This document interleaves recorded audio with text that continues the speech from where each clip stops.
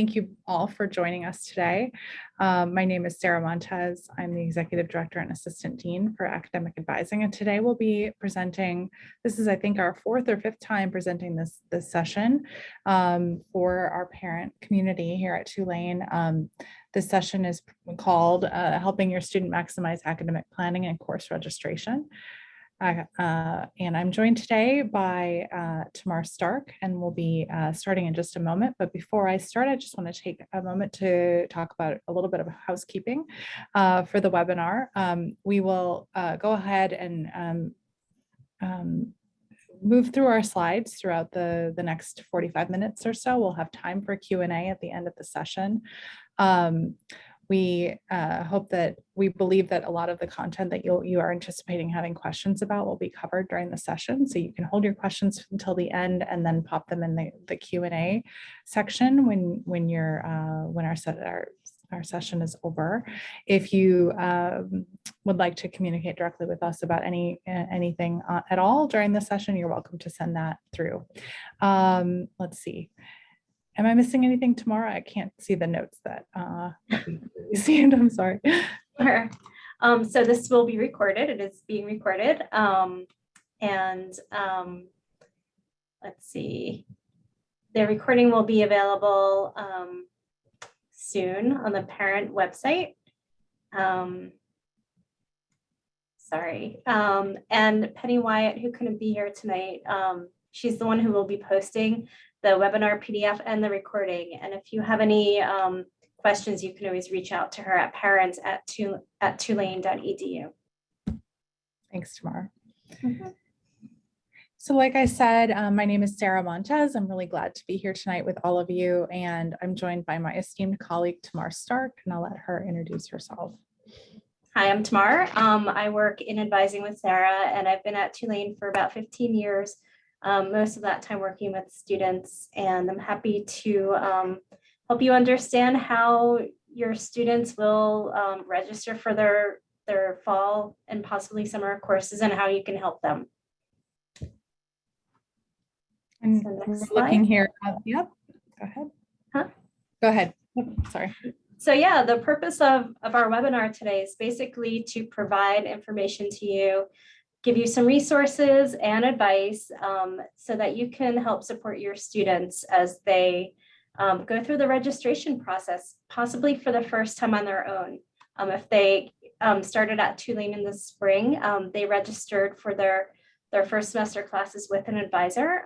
So this is going to be a little bit of a different experience for them. While they'll be meeting with an advisor, hopefully they will be actually registering on their own. Registration does begin in April. So they'll be receiving a lot of information about when that is, and we'll give you more about how they can find out about when their registration opens. Thanks. Okay, Tamar, so thank you so much. So we have, kind of a packed agenda here today. We will be describing our advising model at Tulane. We'll talk about registration time tickets and how students can find out what their time and date of registration is, and then sort of the process all along the way throughout the ad drop period. We'll talk about the advisor's role and the student's role and responsibilities in registration. We'll talk about how you can support your students, and then we will go over some reminders and resources. Like I said, we'll have, I hope, ample time at the end to go over your questions. So we want to give you just kind of an idea of what advising at Tulane is like. It is a very special and specific model where we have a tiered approach to advising. So every student, every undergraduate is assigned an academic advisor from the time they begin at Tulane. And they will have an academic advisor the whole time they are a student, all the way through graduation. We also have major advisors. So once a student declares a major, they receive an advisor in the specific department they're declaring their major within. So if they are double majoring, they'll receive 2 major advisors. So they'll have a team of 3 advisors who they should be working with. In addition to those academic and major advisors, we also have pre-professional advisors. So if your student is on like a pre-med track, or they're interested in maybe going to law school, they can meet with a pre-professional advisor in our office to help them with the timelines for applying and taking all the tests they need to, and also picking the right courses. In addition to those like very specific roles, we also have other kinds of roles at Tulane, people who also do types of advising. So success coaching, for example, is a great resource for students who might need a little bit more support. We also have an office of fellowship advising. So if students are interested in learning about nationally competitive scholarships, they should definitely meet with the fellowship advising office in their sophomore year. And that website there kind of goes into more detail about what advising at Tulane is all about. So to go a little bit deeper and explain the role of the academic advisor at Tulane, where our students are admitted to the Newcomb-Tulane College, sort of the central college for all undergraduate students. That includes majors, everything ranging from dance in our School of Liberal Arts to biomedical engineering in our School of Science and Engineering, and to the major of design in the School of Architecture. So really, really wide range of interests of academic pathways that students can explore. So our role is very important in helping students really navigate through that very complex academic ecosystem here at Tulane. And it boils down to sort of these bullets here on the screen. Of course, we are assisting students with course selection and navigating, in particular, the core curriculum. We also are helping students sort of navigate what a course sequence might look like, academic planning, semester over semester. We work with the student to, we essentially teach the student how to navigate what their degree and academic progress looks like, their degree requirements, using a tool called the Degree Works degree audit. We help students with major and minor and interdisciplinary and specialized study exploration, including study abroad. We help students who are having sort of redecision moments of sort of discernment between what they originally thought and what they might be moving and pivoting over to. We help students then more broadly to understand universities' policies and procedures as it relates to their academic choices, such as potentially, for instance, we just passed the midterm moment here at Tulane, and our last day to withdraw from classes was last Friday. So we had a lot of conversations with students about whether or not it was wise for them to withdraw from a course and what the repercussions of that would look like. We do also assist students with transfer credit review and approval assistance. That means that especially when it comes to summer planning, if students are thinking about taking courses elsewhere, it's really important that the student connect with the advisor on the front end. And then we also work with students who might be taking some time away from Tulane for one reason or another, so withdrawals and leave of absence, as well as readmissions. And finally, our pre-professional team of pre-law and pre-health advisors work with students who are pursuing pre-health and pre-law pathways and help them with the application process. All students in the Newcomb-Tulane College are assigned to an academic advisor in our office beginning on May 1st, when we essentially have our first year cohort coming in for summer orientation and summer registration. And they will be assigned an academic advisor in our office all the way through those 4 years, or 5, however long it might take for them. It's very easy for students to identify who their advisor is. There's multiple ways that they can do that.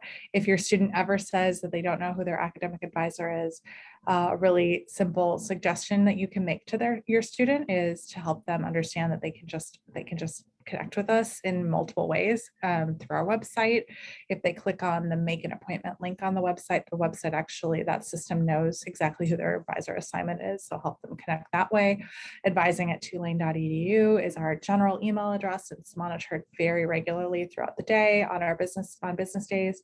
So if the student sends an email to that address, they'll get an answer quickly. And then during business hours, 8:30 to 5 Central Time, they can call as well. But we know our students don't like to use the phone, so they'll probably use other mechanisms.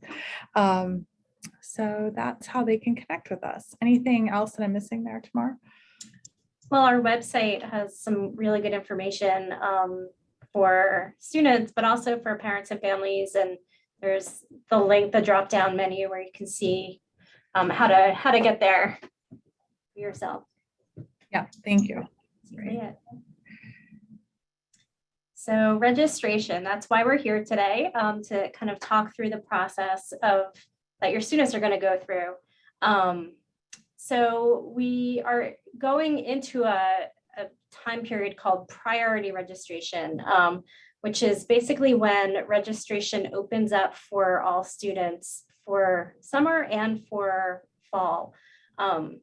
So registration time tickets are given to students based on how many credits they've earned. So students who have the most credits will be able to register first.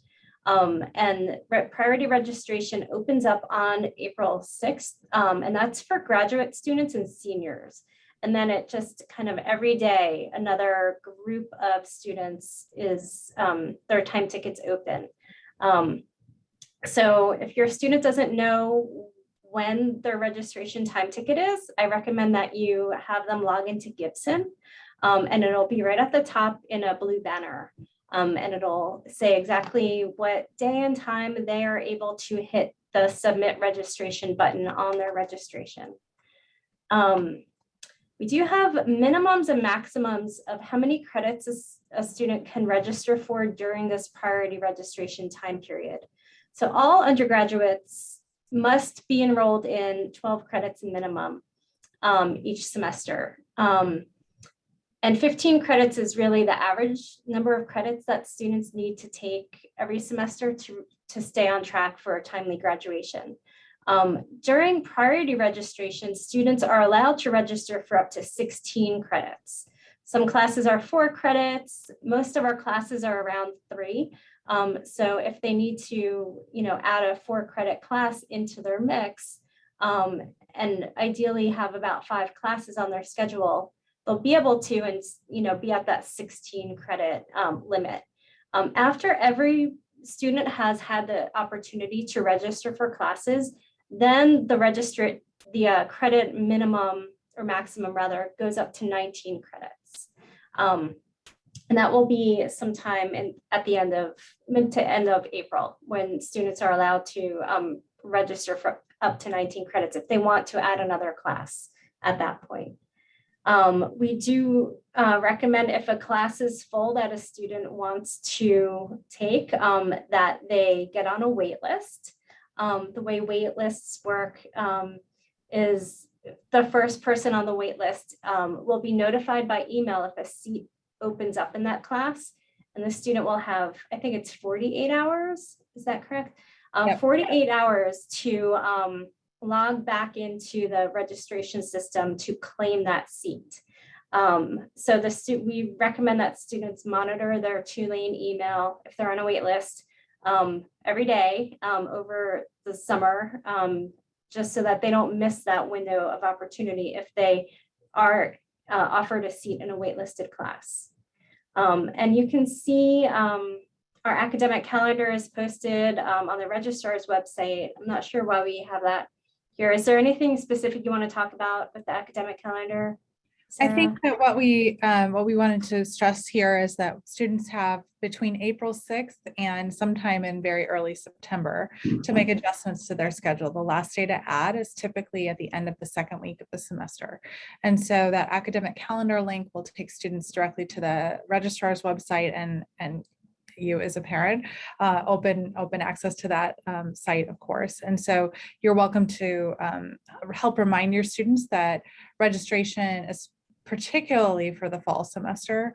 There's a really long lead time, a lot of potential shifts in what courses might be available between April and August. And also, and they have a lot of time to kind of work with an advisor and work with their academic program or major if they're feeling a little like they're not loving, the classes that they got during the priority registration period. All right. So the advisor's role in registration, I think I kind of mentioned a little bit about our general role, but I'll explain a little bit about our role.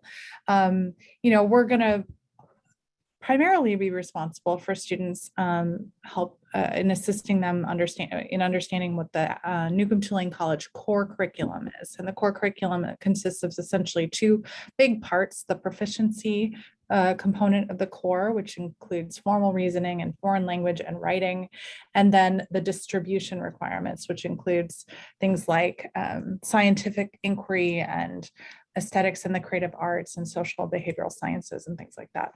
So we're going to be teaching students about their core curriculum requirements and helping them understand what pathways look appropriate for them that align with their interests, and help them explore a lot of really interesting coursework that can be satisfied by the core curriculum. I think the unique thing about our core curriculum here at Tulane is that it's very flexible.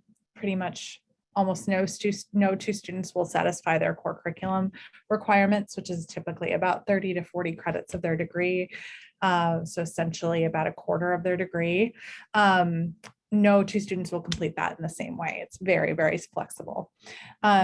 And it takes about 4 years to get through the core curriculum. It's not something that they complete all in 1 year or in 1 semester. There's very few requirements that have to be completed in a certain moment during their time at Tulane. I mentioned major exploration, but that is definitely a huge part of our conversation, especially as it pertains to our rising sophomores who are really at that point where it's really critical that they make important and careful choices about their coursework for their sophomore year, as typically that's when some of their choices tend to narrow a little bit, and they need to make sure that they're on track with sort of that the track in those programs. We recommend that students have a lot of balance in their schedules, that not only are they balancing both the times of day that their classes meet and not having too heavy of a load on certain days of the week, but we're also recommending balance in terms of the types of courses. So as an example, a student who's pursuing let's say a biochemistry pathway and has to do a calculus course and a chemistry course and a biology course. The other 2 courses that the student takes in their sophomore year fall is we're going to recommend that they lean on the core requirements there that are in the distribution areas that are not in the sciences. Does that make sense? And so we're going to make sure that they're just looking at some balance, and that the kinds of courses and the kinds of assessments in those courses are going to be variable across the 5 or 6 courses that they're looking at. Sometimes it's 4 courses too, depending on credit hours. And then one thing that we do a lot of is, and especially as students are entering that sophomore year, and so they're starting to really understand what majors or just major that they're thinking about pursuing and officially declaring in their sophomore year, is that we're going to refer the students to connect with an academic program or a school advisor, a major advisor, to really understand in more depth what that major looks like and what their options are in their sophomore year. The reason for that is we want students connecting with faculty and major advisors, and we want them to really understand that it is their responsibility to connect both with the academic advisor for their general core curriculum and overall degree planning and policies and things like that, and with their academic major. How they connect with us? Very simply. We showed the website a few minutes ago in that other slide, but we have a make an appointment link on the website, and the students are able to see up to 2 weeks of availability for their advisor. And This is the time of year during registration when advising appointments do tend to book up fully, sometimes fully for the full 2 weeks. So that means that it's really important, especially for our first year students who are still kind of learning the ropes, that they get reminded about the importance of connecting and meeting with an advisor, ideally ahead of their registration period. We also have a walk-in. I put that in quotation marks because it's actually a virtual service, but an advisor of the day service, sort of on-demand advising for quicker questions. And that is something that we offer between about 10 and 4:30 every day during the academic year. So not during the summer and not during university holidays, and not on the weekends, but during the day, during the day. And we do, the students are permitted to email their advisors. We don't have any block on that, but we do, advisors do prioritize their many appointments throughout the registration period that happen throughout the day. So they have limited time to respond to in-depth emails in particular during registration periods. And again, if the student needs any kind of immediate assistance and it's not clear how to navigate that, I'm just going to stress again that advising@tulane.edu email, as well as our main phone number. Great, thanks, Sarah. So this is how a student should kind of be processing the priority registration period. And this is how you can maybe guide them a little bit too.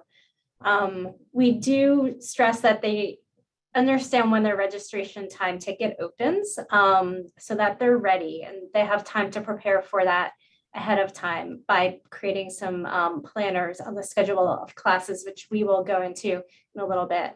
And again, they can check for that registration time ticket on Gibson. If they just go to their student tab, it'll be right at the top in a blue ribbon.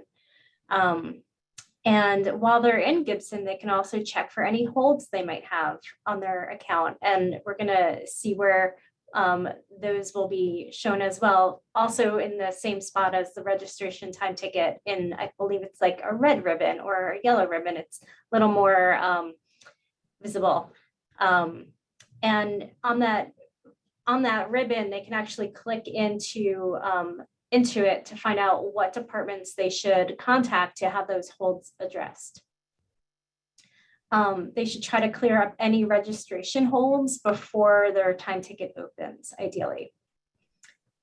We also encourage students to use the DegreeWorks audit to kind of help them understand what core requirements they have remaining and might want to start working on in the summer or the fall. And they can use the degree audit to explore different major and minor programs as well. So it's a really fun tool. And I think we're going to do a little demo. Are we doing a demo of the DegreeWorks audit? No. DegreeWorks audit. Mm-hmm. Okay. But there will be opportunity for students to play around with their DegreeWorks audit while they're in their advising appointment with their advisor or even on their own to help them plan. And on the schedule of classes, which we will look at, we're going to have students play around with preparing planners, putting backup courses on their planners just in case classes do fill up.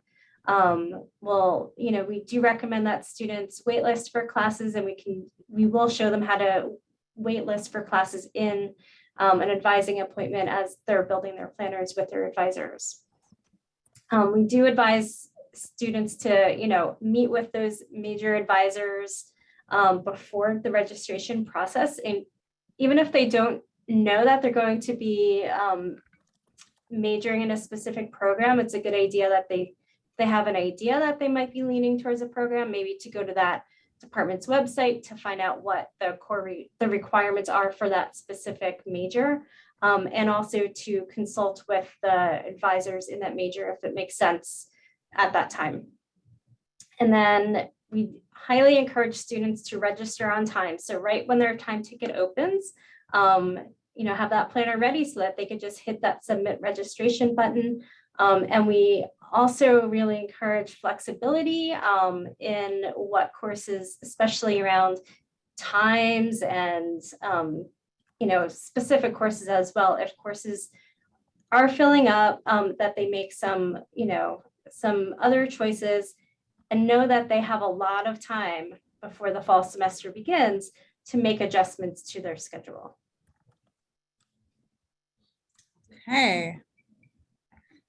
Okay, this is where we get to do some fun demos, and I'm seeing some good questions, and we will definitely get to those questions soon. Let's see. I have to switch out of the slides for a moment and switch over to the video here. We wanted to demonstrate or show this video so that you can help your student understand how to use that student tab in Gibson. And then we're going to go ahead and show you how your student will build a schedule and how the system works in terms of scheduling classes. And so I'm going to play this video. Hopefully it will work. Your student tab in Gibson is a helpful resource for preparing for registration. To access the tab, log into Gibson using your Tulane credentials and navigate to the Student tab. At the top, you will see your assigned registration time. You should make note of this because you are encouraged to submit your registration at that time, although you can make changes to your schedule later. You can also see if you have any holds that might prevent you from registering. If that is the case, click on the red box to get more information and to get in touch with the associated office to get help with resolving the hold.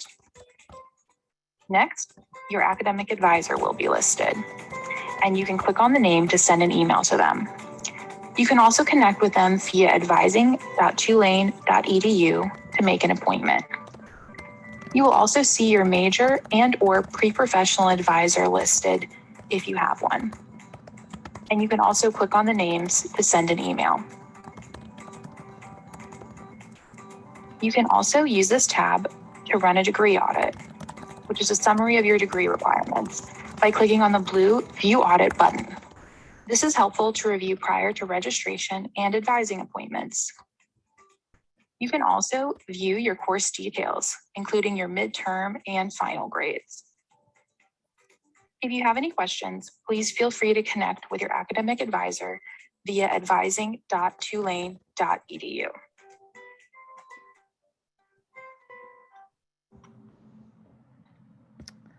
All right, and so within Gibson, there's a really wide range of resources for students to connect with, and including things like they can order their transcripts. They have unofficial transcripts there that they can review as well.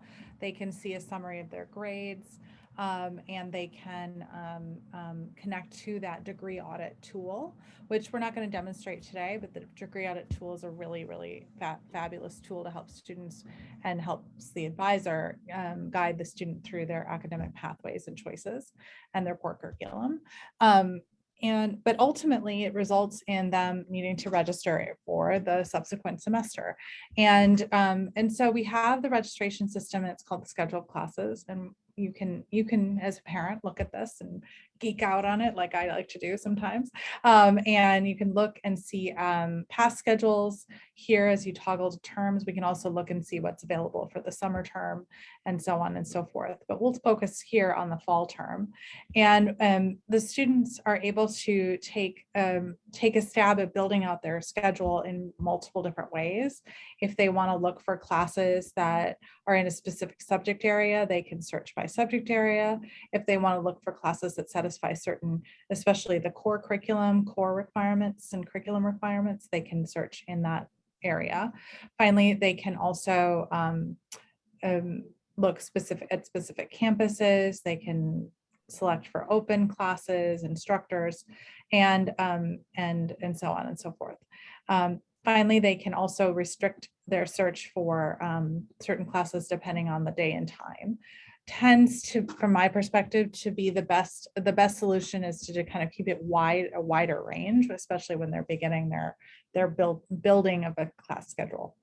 So your student will likely meet with their advisor, get a list of classes that they're probably going to need to take to stay on the right pathway, and potentially we'll work with the advisor on their schedule. But oftentimes for rising second year students, they're making their schedules after their consults with their advisors. And so they're building out a schedule, typically a day or two before their time ticket is open.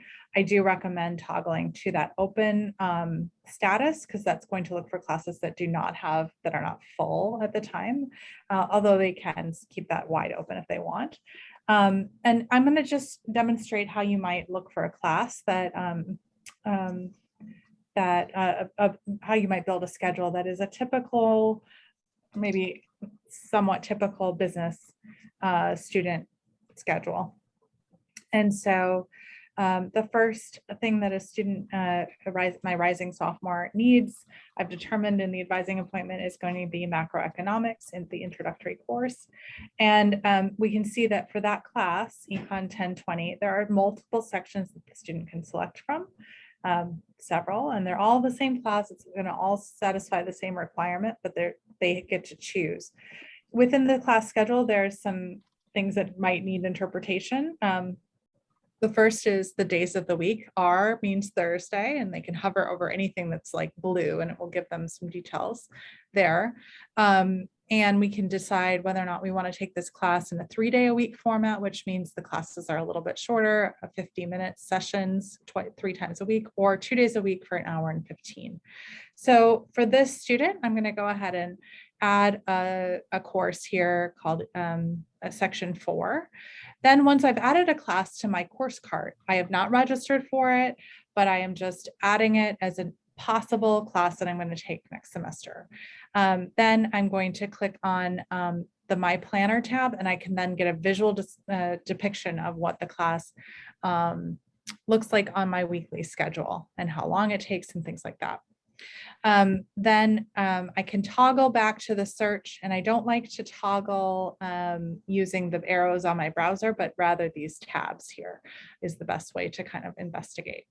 Then the next thing I'm going to look at is things like the student is going to need a statistics course. It's called Statistics for Scientists. And we can see, again, we have multiple sections of that class, and that's a class that many of our rising business students and our rising science and engineering students and several other areas might end up taking. In this instance, I'm going to go ahead and take this 9 a.m. Monday, Wednesday, and Friday Statistics for Scientists. But one thing that we often are fielding during registration is panicked students who don't understand why they're having like major issues with registration. One thing you can do as a parent is tell them, have you read the course notes?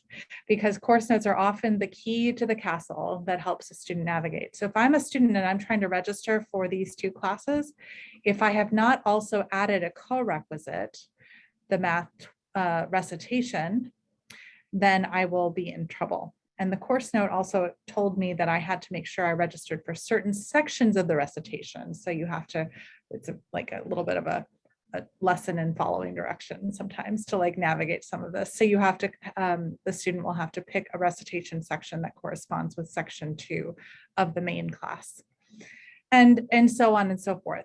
If I were to add, if I were a student that's my advisor advised me that I needed to take a textual and historical perspectives class next semester, I can search for that as to satisfy my distribution requirement. And you can see we have a wide range of options for the student. We have 14 pages of course results. And I'm going to find a class that I think might work with my schedule and also is interesting to me.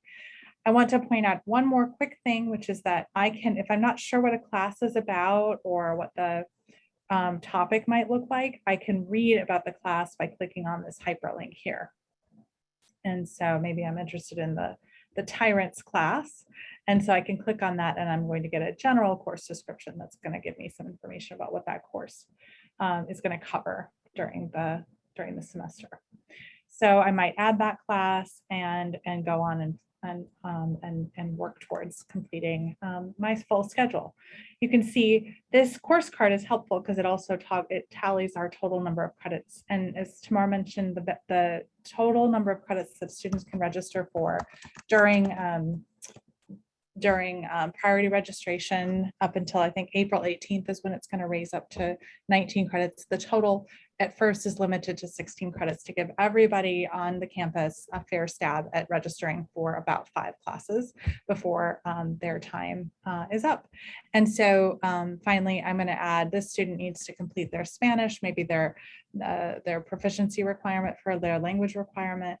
And so then we're going to start to see sort of a build out of their schedule. So that is an example of how the scheduled classes might look. I'm not completely done, but I just wanted to kind of explain and demonstrate that system so that you can help your student navigate sometimes a complex situation. I will just also mention that let's say that I added a class at the same time as another class. The system is thankfully sophisticated enough to tell us that there's actually a problem there. There's a conflict between the math class and the Spanish class. And so that Spanish class is not going to work, or I need to go back and switch the math. So we can just delete that off the course card. So that is a demo of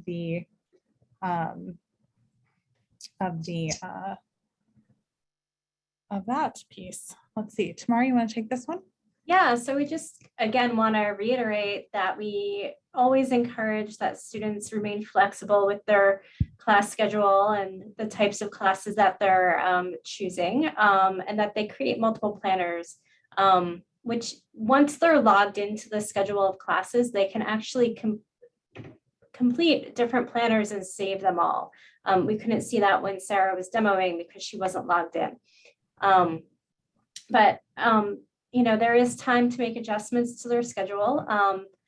We have the whole summer and even into the first 2 weeks of this fall semester to make an adjustment to the schedule.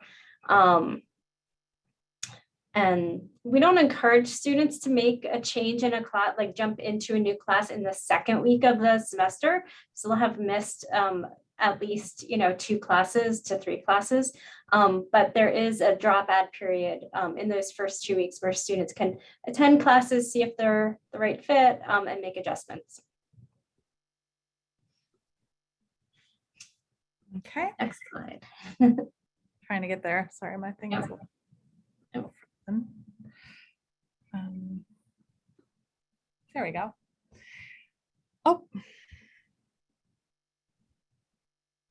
Oh, glitchy. I'm so sorry, y'all. It's not me. It's this Just going. thing. It's going on my own. I think this was it. No. Yep, that's it. Yep. Wow. Oh my goodness. There's a lag. Let's see. I'm trying not to touch it. Okay, I think we're good. Okay, yay. So how can you support your students? I think the first and probably the most primary thing is that you can be a good listening ear for your student. A lot of our first year students, especially, I know that one of the questions that came in was about undecided students or students who are still really exploratory. I think you can normalize that experience. A lot of our students come in with a lot of high anxiety if they're still kind of exploring or still really figuring out who they are and what they want to do. At Tulane, that is really, they're in the right school. I can say that definitively. There's so many really good choices for them and great support systems. You can help this, you can really listen to the student. You can talk to them about what classes they enjoyed and why they enjoyed them, what they excel in, and where they might want to go longer term.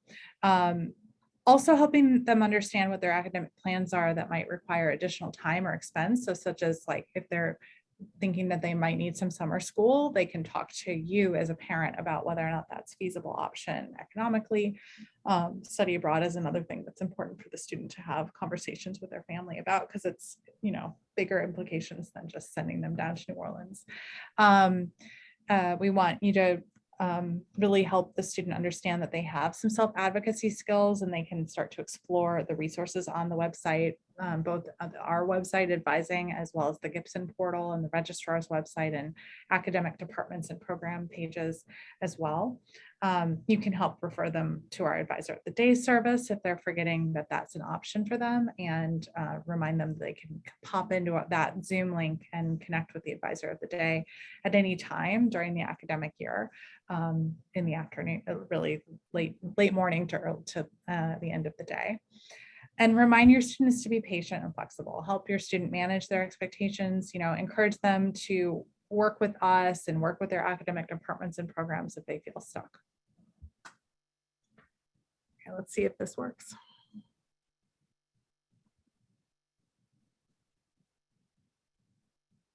Wow. Sorry, y'all. It's really not wanting to. There we go. Okay. Oh, wow. I think I got out of the, there we go. Was this the right one? It was the one before, Oh my the goodness. resources.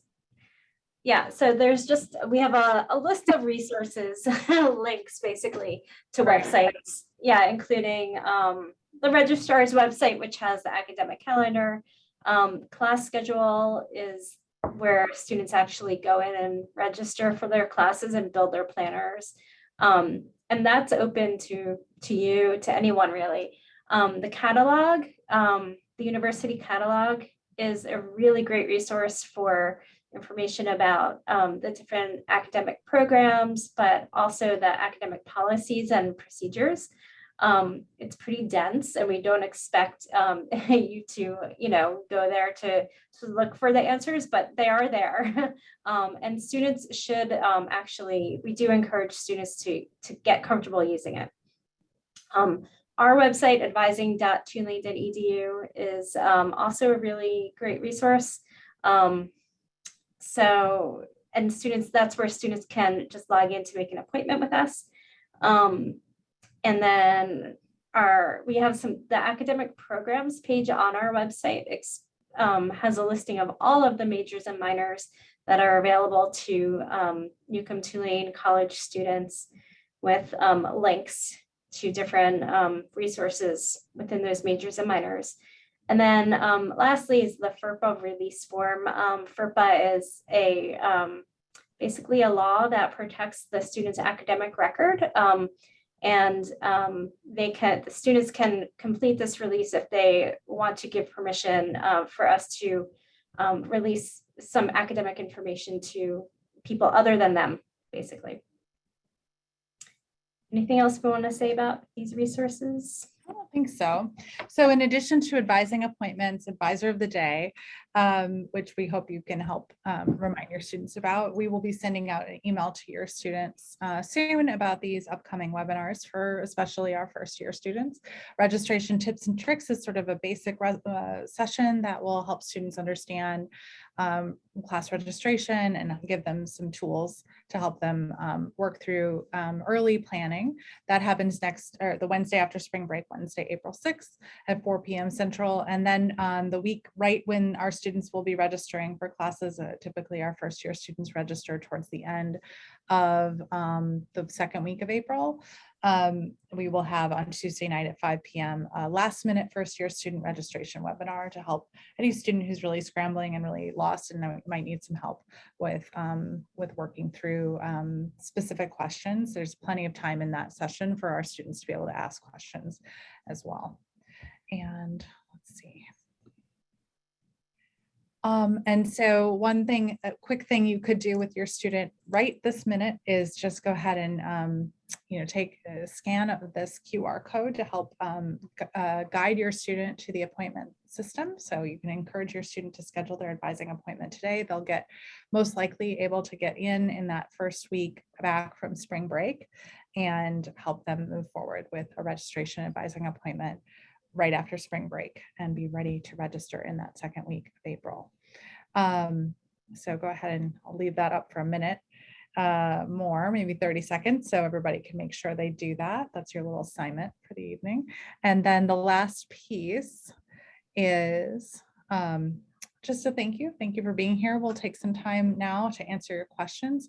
And we also would really love your feedback. So if you can take 1 minute to share any feedback you have about this webinar, we'd be so grateful. It's really, I think it's 2 or 3 questions max, so it shouldn't take you any time to fill that out. So let's see, let's get to our questions. Let's see, I've answered a few in the chat. Let's see. I'm gonna go ahead and stop sharing. Let's move to the questions here. So thank you. Thank you to those of you that have asked the questions. Let's see. Can we give more information about career services as advisors? So I had answered a question about undecided students earlier in the Q&A, and our career services advisors, our team of career services folks, are right here in Mustapher Hall with us, and they have both sort of 2 kinds of staff members that are really helpful to students, especially our rising second year students. One are our career educators, and they teach the majors, internships, and jobs classes. That is CRDV 1090. And those are career exploration classes that also include major exploration and self-exploration. And so our 2 career educators are really great resources, Janelle and Kayla.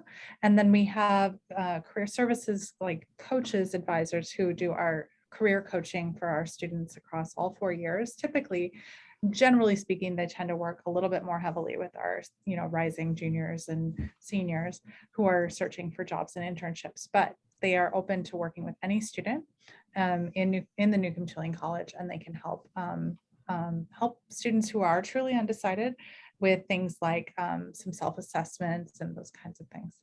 Let's see. I see Peter's question. Tamara, you want to take Yeah, so I answered it in I think, not exactly the way that, it was being asked. So this is specifically about an economics minor.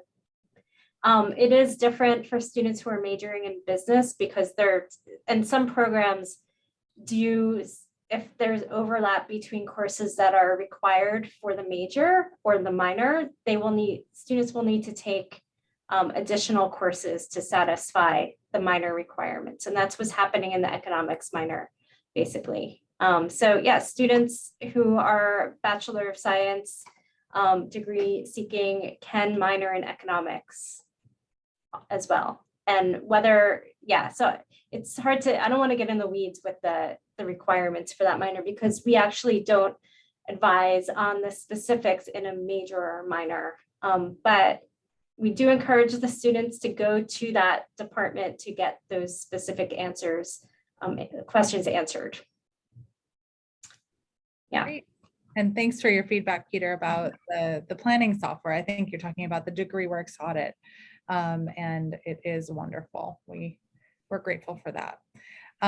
Let's see, what happens if a student preloads their course cart with open classes, but then some of those classes are closed when they submit their assigned time? That's a great question. We do recommend that students kind of monitor course availability while they're registering, getting close to their registration time ticket. If a wait list is available, they will be able to wait list for, I think it's up to 3 classes, but we recommend that students often are able to find alternate sections. So in the example of the economics 1020 course that I demonstrated a few minutes ago, you noted that I think there were 6 sections of that class for the fall semester. And so if they've chosen a section that fills up by the time their registration time ticket opens, they should look for another section. That would be my recommendation. If there is no other section and they need that class or they really want that class, that's when waitlisting is helpful.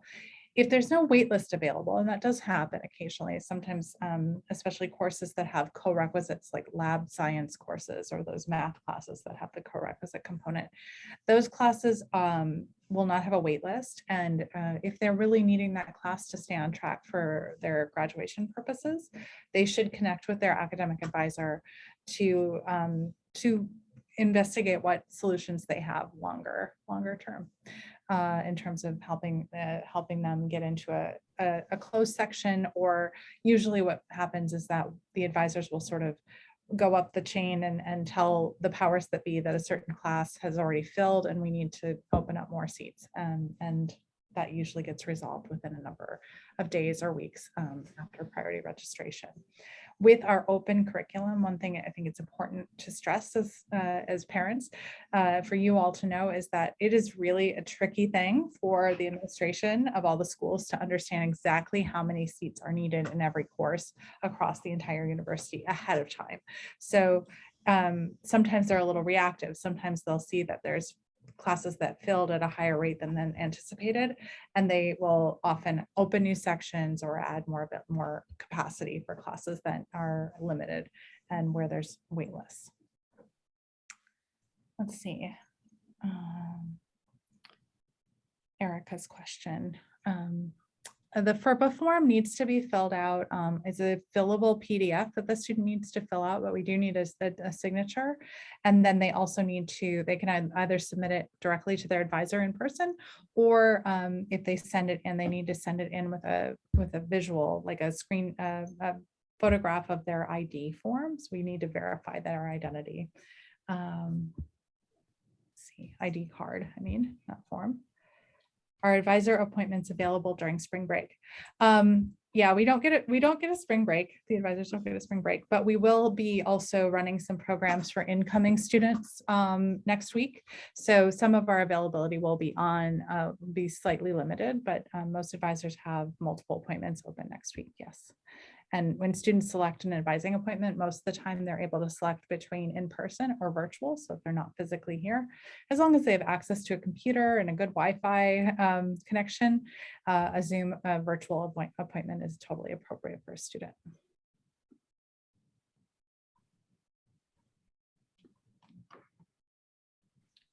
Tamara, you want to take the CRDV class? The CRDV, yeah. So I believe it is a full semester class. We do also have a CRDV, a couple of sections that usually start midway through the semester for students who maybe needed to add an additional credit after the last data add. And those typically fill up very quickly right when those sessions start. So yes, it is a full semester class. Okay. And I love our last question, perhaps, from Brian. Thanks for asking that. If a parent is trying to stay out of it and let their student drive the process and make their own decisions, what's the one or two most important things the parent should do as a guardrail to make sure the student doesn't mess it up? That's a fabulous question. Any thoughts, Tamara? I think, having those conversations, if they're going to be home over spring break about, or if you're talking to them about, what they're thinking about, like get them thinking at this point about what they might want to take in the fall. And, make sure they're meeting with their advisor and using the resources that we have available to them with the degree audit and the schedule of classes. As a parent, Sarah, what advice do you have? Yeah, I think just to have those regular check-ins with your student, I think is important. I think it's also important to really listen to them, listen for any kind of heightened anxiety or concerns that they might be having about their academic journey or things that are getting in the way of their academic journey. I think those are big. Sometimes as a parent, you have intuition about what might be an issue, and without knowing the whole picture, but because you know your student better than anybody on the planet, typically you're able to kind of be a good listening ear and then help the student just be reflective and help the student know that they're not alone and that they have you to lean on, but they also have the university resources to lean on. So of course, if we know that as students are hitting their mid-semester point, that and the second, really the last sprint to the end of the semester and registration, there are a lot of stressors for our students. So I think just remembering to refer students back to their academic advisors. We, in addition to referring students to academic resources such as major advisors and so on and so forth. We're also referring students all the time to counseling services and student resources and support services and student affairs to help our students kind of navigate through some tougher waters if they're facing that. I also think, generally speaking, you know, some people are very hands-off with their student. I think some general advice would be to just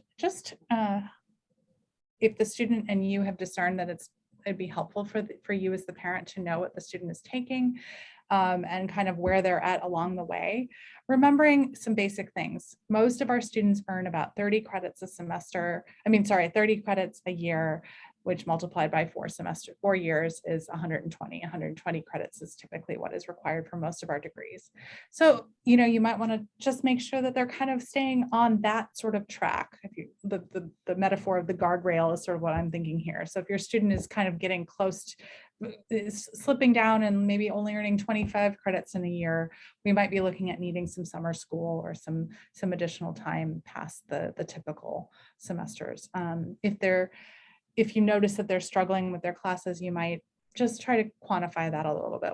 What does struggle look like for you? And what can I do to support you moving forward?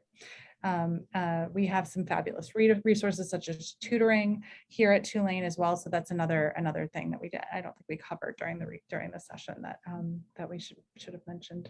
So we thank you all for being here today. I think we've gotten through all the questions that came in the chat. And so I just want to reiterate that we really appreciate your participation with us tonight and your support of your students. Always, if you have further questions on this topic, you can email advising@tulane.edu. Oh, it looks like we have another couple things. I can put a link to the career folks in here. Oh, that'd be great. Excellent. Thank you. And let's see. If you have feedback about the parent programs webinar series in general, such as suggestions for future topics, please email Penny Wyatt, Director of Parent Programs at parents@tulane.edu. Or if you have any short comments now, you can type them in before we conclude. We hope you all have a wonderful, wonderful evening, and we thank you very much for your participation and time tonight. Thank you very much. Thank you all. Take care.